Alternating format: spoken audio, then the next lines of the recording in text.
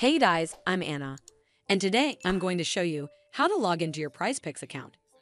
This video is going to be a step-by-step tutorial. So, if you follow along, by the end of this video, you'll be able to log into your PrizePicks account. So first of all, you need to open up a browser on your device, and then type in prizepicks.com in the URL bar at the top, and then hit enter. It'll take a bit to load up the website.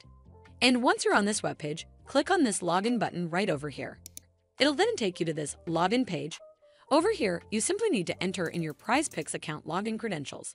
As you might already know, that passwords are case sensitive, so make sure that your caps lock key is turned off. And lastly, click on the sign in button and you're done. Also, it might ask you for OTP at times, so make sure to have your phone or email ID handy. Well, that's how you log into your PrizePicks account. I hope you found this video helpful, and if you did, make sure you give it a thumbs up to see more videos like this, and don't forget to hit that subscribe button. We'll see you in the next one.